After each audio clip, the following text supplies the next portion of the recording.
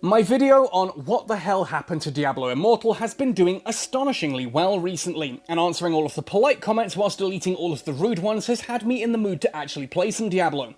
A few of you guys recommended in the comment section there that I sit down and check out a game called Anima, so that's exactly what we're going to look at today. Now before we jump in, if you enjoy the video, let me know by hitting like on it, consider subscribing to the channel for all things mobile gaming, and let me know what you'd like to see me cover in future videos, either by commenting down below or finding me on social media.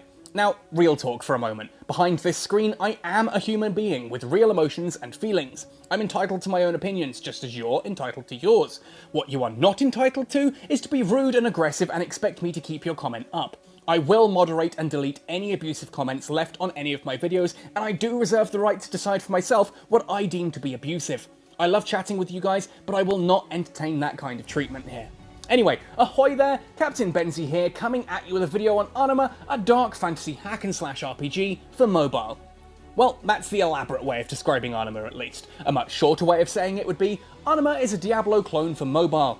I don't like to be so dismissive or simplistic on this channel, but if that's all you needed to hear, go download it. If you loved Diablo or Diablo 2, this game will do you well, and it's free.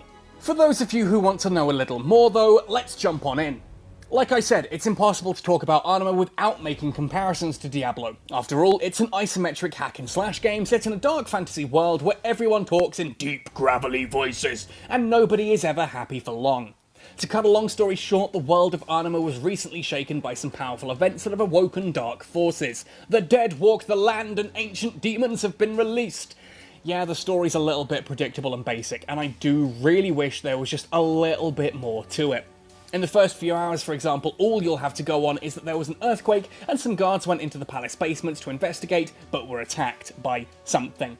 An alchemist wants a flower from the gardens, but as they're overrun with the undead, you need to help him by going and getting it for him. Eventually you come across your first demon, and actually, that's kind of it. You just stumble upon her and she's there. The more you play, the deeper you go, and the more you start to uncover, but this isn't Dark Souls, and there's just not all that much going on in the background, really.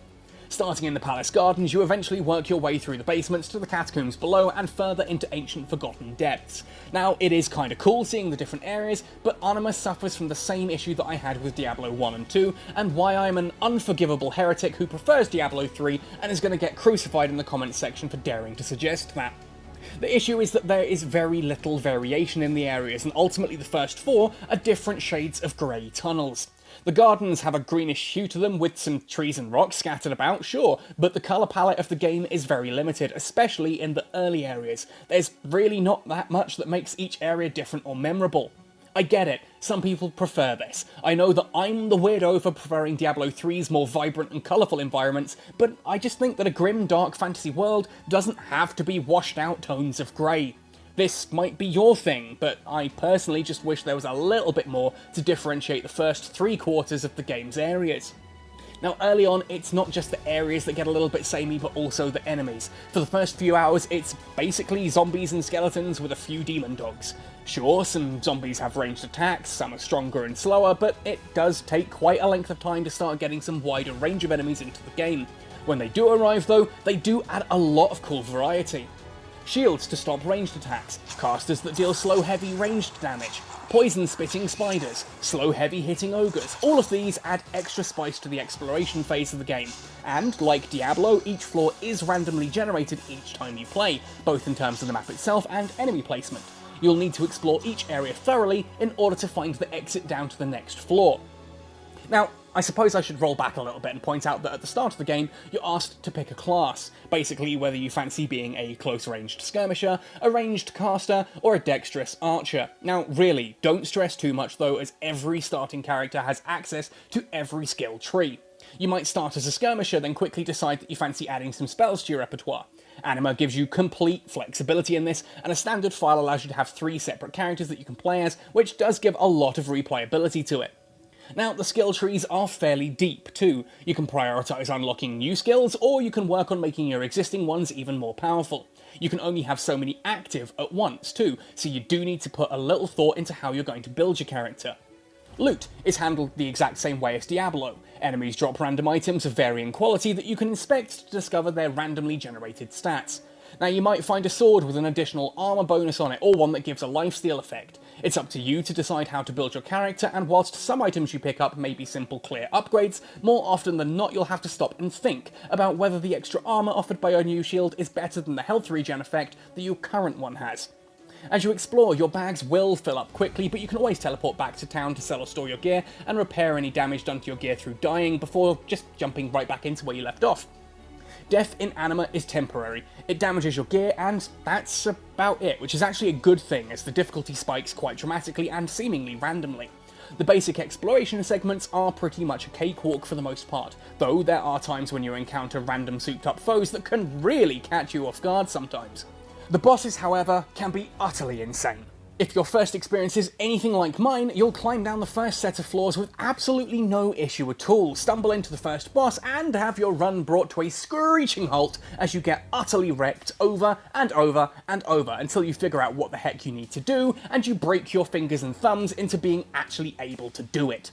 This isn't Grim Valor, and it doesn't always feel like the fight was fair. Some of the bosses have ridiculous moves that just end you if you're not prepared, and naturally, the first few times you encounter them, you're simply not prepared.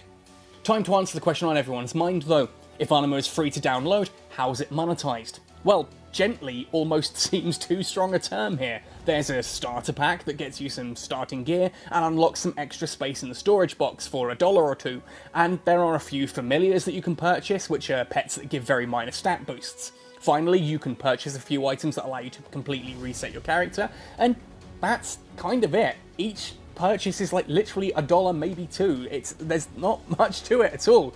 Absolutely none of it's necessary to get on in the game, but it feels more like a little thank you perk for donating to support the game, and kinda, that's a sentiment I can really get behind.